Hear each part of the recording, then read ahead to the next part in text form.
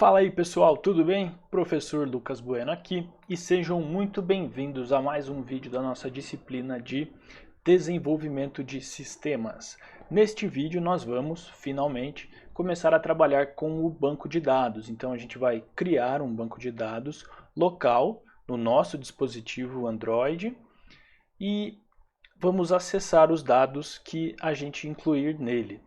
Então a gente vai fazer isso primeiro neste vídeo aqui em código, para a gente ter certeza que está tudo funcionando e entender o que está acontecendo, e aí depois a gente faz a interação com a interface, né, gerando um evento, e esse evento fazendo com que o banco de dados seja modificado ou que a gente busque informações no banco de dados. Tá certo? Então vamos lá.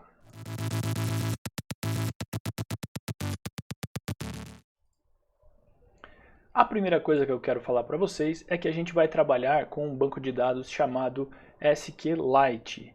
Esse banco de dados ele é extremamente popular e ele ficou inclusive bastante popular com a ascensão dos aplicativos para dispositivos móveis. Ele é um banco de dados SQL e ele é leve, bastante leve. Basicamente ele é um arquivo no diretório do aplicativo e aí depende também do sistema operacional, como que ele armazena ali os arquivos. A gente está rodando, por exemplo, com o Expo, e aí vai ter uma estrutura do Expo para armazenar os arquivos das aplicações, mas a gente só precisa saber, é importante a gente saber que o banco de dados que a gente criar vai ser um arquivo minúsculo que é armazenado no próprio celular. A gente pode utilizar ele também para aplicações desktop, normal. Normalmente a gente faz isso para aplicações desktop quando a gente ainda está desenvolvendo a nossa aplicação. Então o SQLite ele é uma maneira rápida, fácil, pouco custosa da gente ter um banco SQL para fazer nossos testes, fazer o nosso desenvolvimento, para depois, quando for para a produção, sim colocar em um banco mais robusto. Para os aplicativos, isso não é tão necessário. A gente costuma, se a gente quer armazenar alguma coisa no celular mesmo, a gente costuma trabalhar com o SQLite. E aí a gente armazena ali aquelas informações, mas de uma maneira geral as informações que a gente armazena de um aplicativo, elas tendem a ser apenas cache. Então a gente já buscou os dados de um servidor através de uma API, e aí a gente quer armazenar alguns destes dados em cache, para que não seja necessário toda vez ficar buscando essas informações na internet, o que faria com que a gente usasse dados móveis do usuário, por exemplo, que não é desejável ali num dispositivo móvel. Então a gente armazena alguns dados neste banco local. Dito isso, vamos aqui ao código. Então eu estou na home screen e a gente vai trabalhar fazendo a conexão com o banco na home screen. Mas antes disso, vocês vão precisar, na pasta do projeto de vocês, vocês vão precisar rodar um comandinho do Expo para a gente instalar as dependências do SQLite, será o Expo SQLite. Vocês não precisam abrir o terminal da forma com que a gente vem fazendo até agora. Então eu ia até a pasta lá, nesse caso aqui, ó, eventif, abri um terminal aqui e fazia os comandos aqui dentro. Não é necessário, como a gente está trabalhando com o WebStorm, ou se vocês estão trabalhando com uma outra IDE, ela provavelmente vai ter também algo parecido com isso, a gente já tem um terminal embutido aqui na IDE mesmo. Então se eu clicar aqui no WebStorm em terminal, ele dá aqui um terminal para a gente trabalhar e já dentro da pastinha do projeto.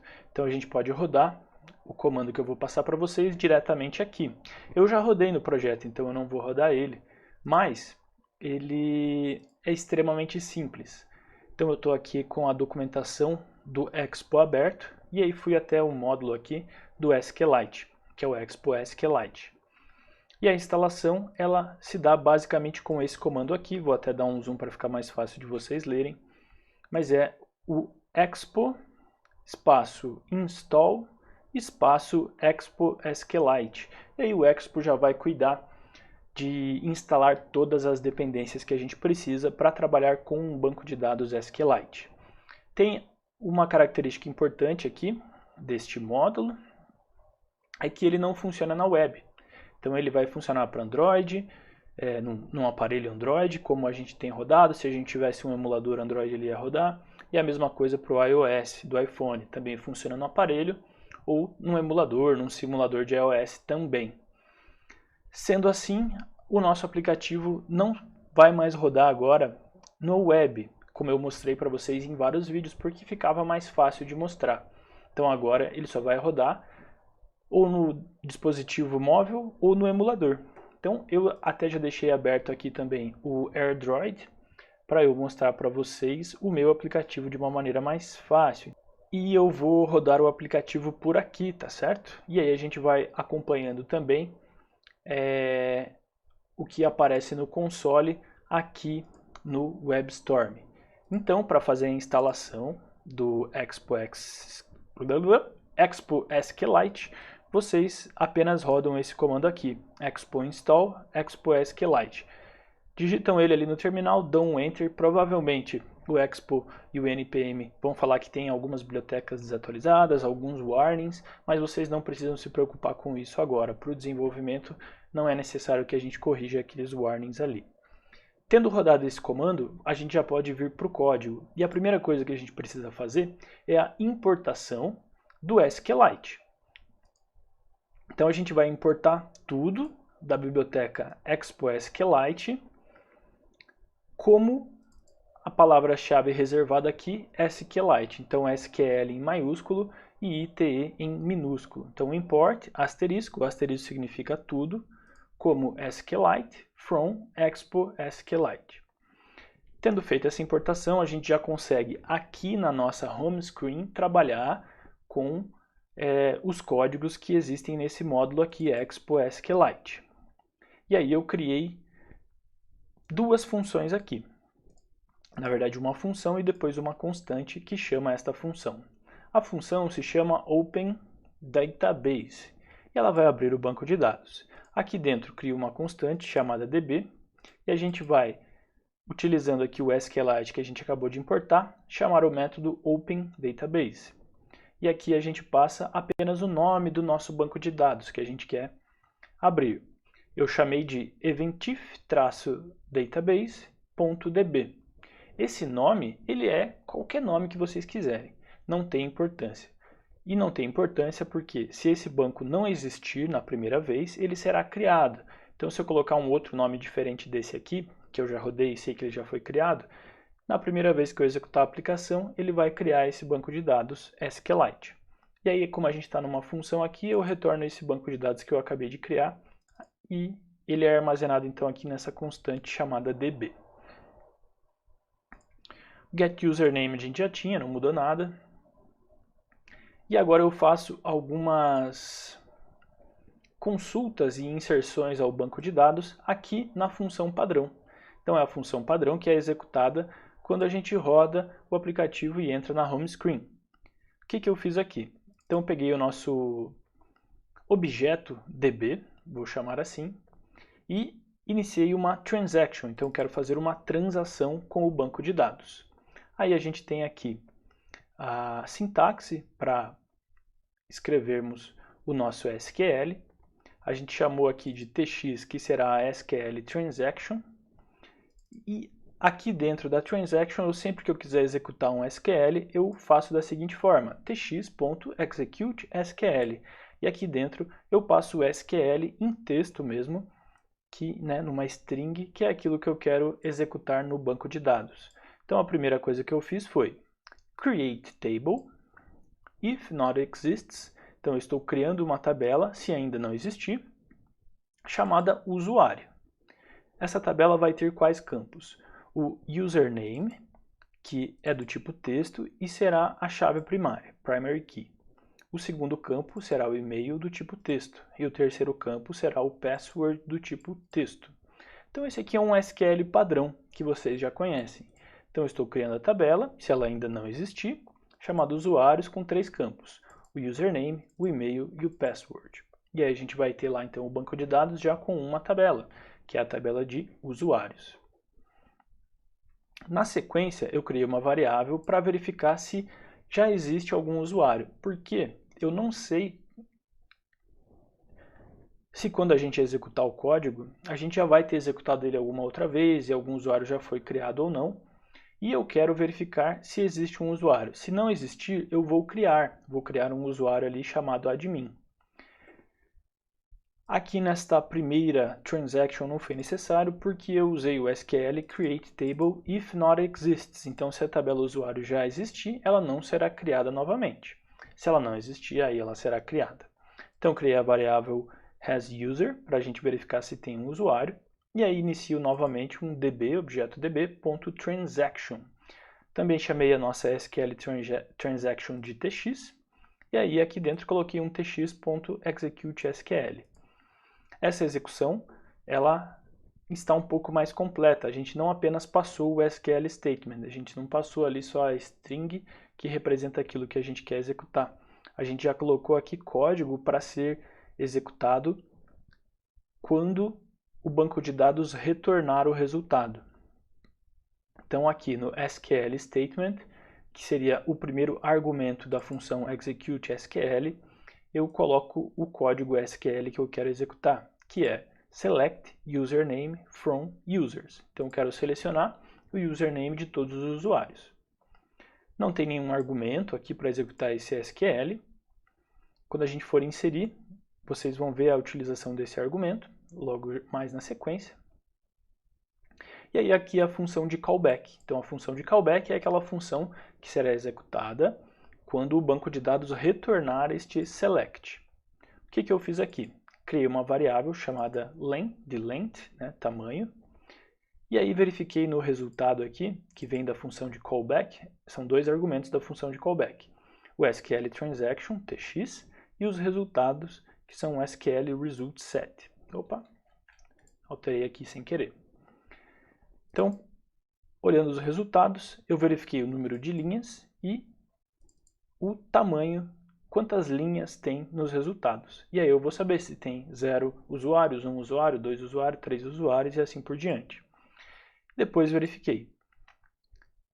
Se o tamanho for maior do que 0, eu simplesmente loguei no console, né, fiz o log ali no console de que existe um usuário cadastrado.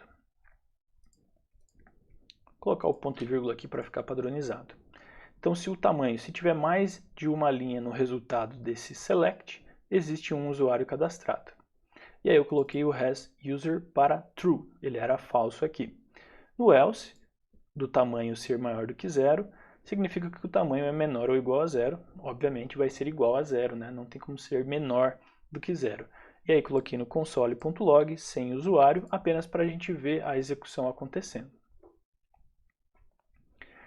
Então, essa transação aqui no banco de dados é isso.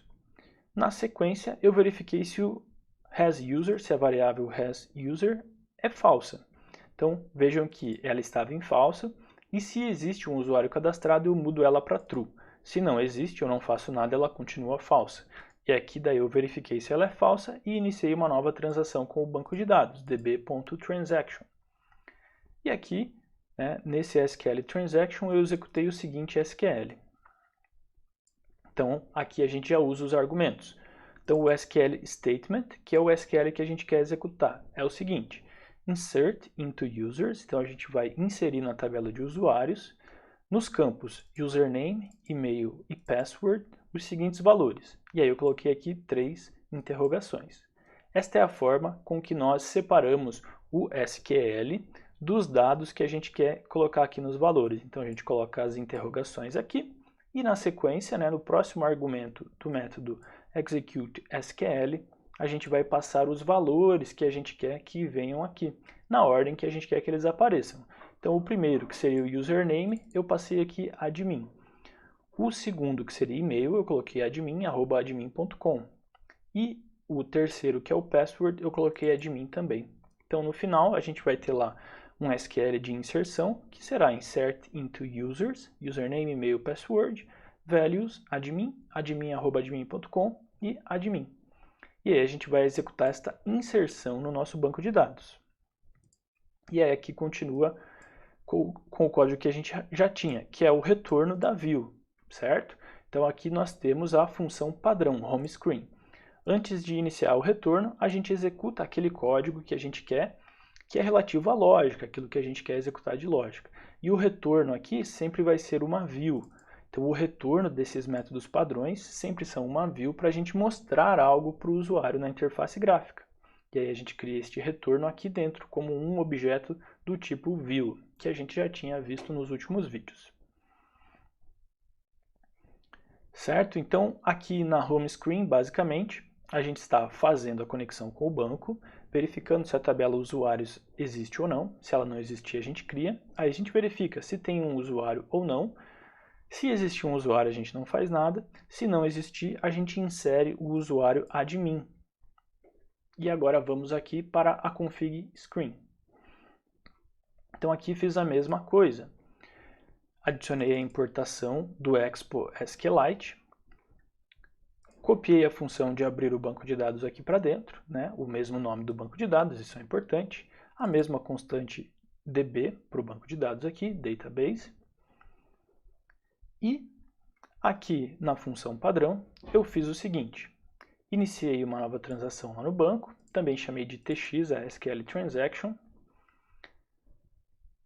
E executei o seguinte SQL, select username, email e password from users. Então eu quero selecionar todos os usuários, né, que vão ter lá os campos username, e-mail e password da tabela users. Não passei nenhum argumento, já que a gente está fazendo um select geral aqui. Se a gente quisesse fazer um filtro nesse nosso select, aí sim a gente usaria aqui o campo de argumentos.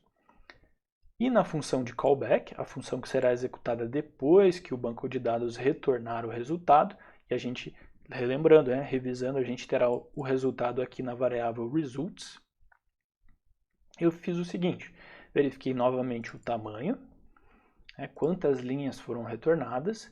Se o número de linhas for maior do que 0, significa que a gente tem pelo menos um usuário lá. E aí eu coloquei para logar no console, através aqui do console.log, o username. E aí para mostrar o username que veio do banco de dados, a gente usa a seguinte sintaxe.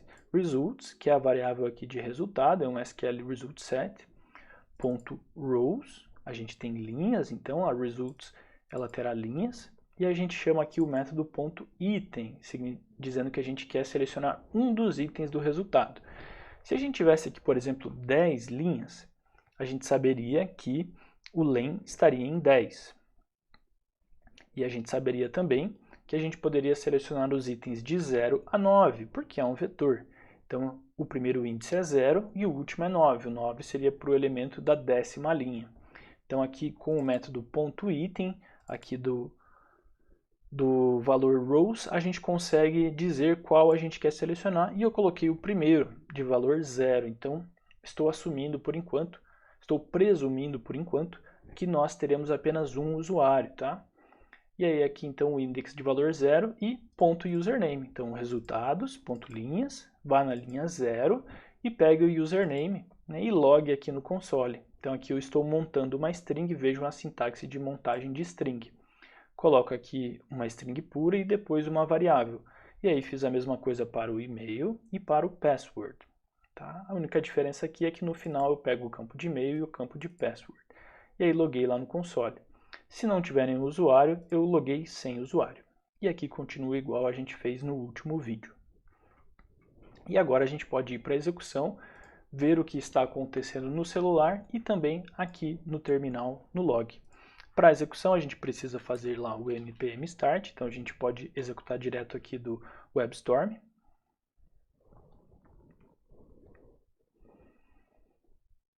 Ele vai abrir aqui para a gente o Expo. Vou vir aqui no celular e vou escanear o QR Code.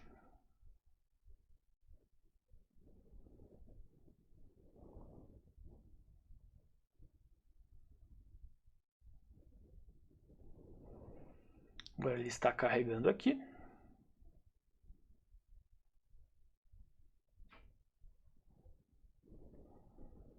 Enquanto carrega, até a transmissão aqui do espelhamento ficou um pouco lenta. Vamos ver se vai melhorar. Aqui no meu celular já carregou agora. E vamos ver enquanto o AirDroid mostra lá pra gente. Vamos ver o que está acontecendo aqui. Então, o log que eu tive foi, existe um usuário cadastrado. Então, o primeiro log, quando abriu a home screen, foi o seguinte. Então, eu estou aqui na home screen, o tamanho é maior que 0, então ele colocou lá, existe um usuário cadastrado, porque eu já havia rodado para esse banco de dados. Deixa eu ver como que está aqui. Deixa eu fechar e tentar reconectar, vamos ver.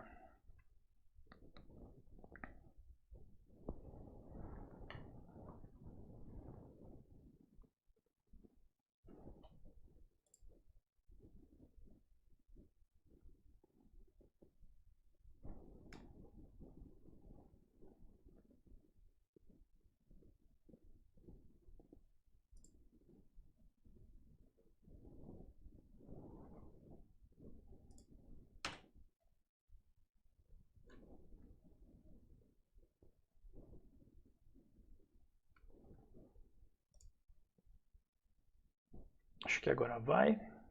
E aí? Agora eu posso voltar aqui para o Expo. Então, estou na home screen. O log que apareceu foi, existe um usuário cadastrado. Agora a gente vai vir aqui e vai para as configurações. Então, aqui na tela, por enquanto, não apareceu nada, mas aqui no log a gente tem os dados que vieram do banco de dados. Então, agora aparece lá para a gente o username admin, o e-mail admin e o password admin. Então, a gente fez aqui na config screen o select e aí logou aqui no console para a gente ver que está funcionando. Então, o nosso banco de dados está funcionando. Agora, eu vou fazer o seguinte.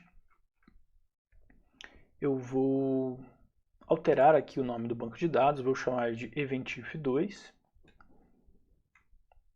Deixa eu, antes de mais nada, fechar aqui o Expo, para evitar que ele atualize sozinho. E vou chamar aqui também, né, de Eventif2, para a gente ver a criação de um novo banco de dados acontecendo.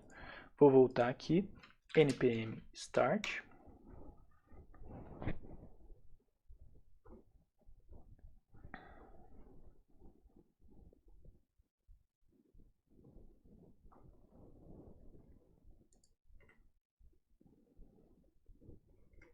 Escanear o QR Code.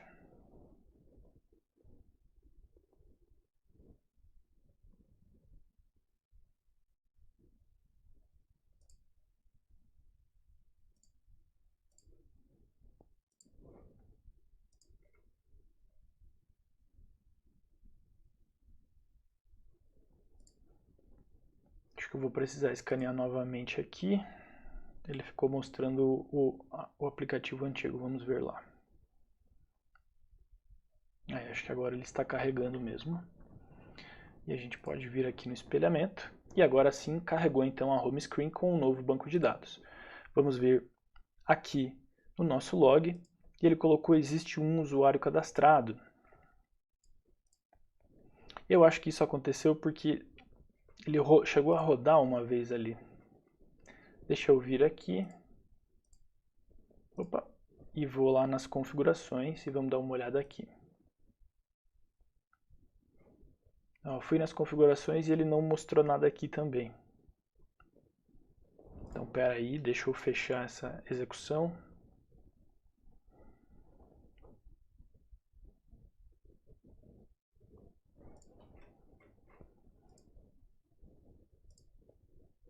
Fechar aqui o Expo. E vamos lá novamente, npm start.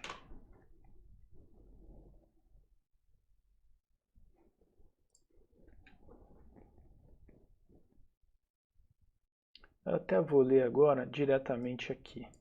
Cadê o... Ixi, o QR Code ficou estranho. Então vamos vir aqui. Escanear o QR Code. Beleza, está carregando aqui. Vamos ver aqui no terminal. Construindo o aplicativo.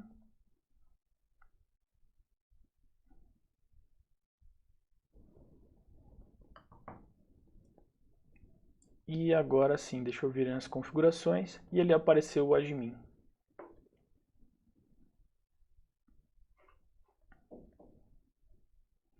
Obviamente, porque eu não alterei o banco de dados aqui.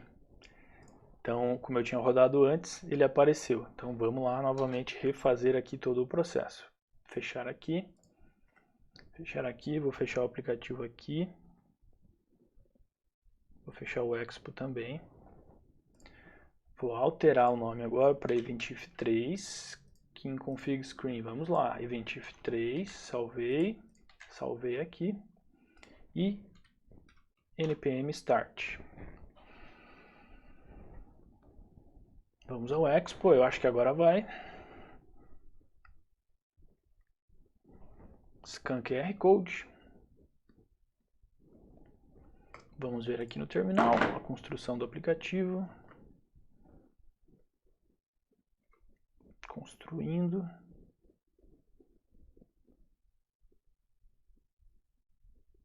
E agora sim. Então eu estou na home screen e ele apareceu lá sem usuário, né?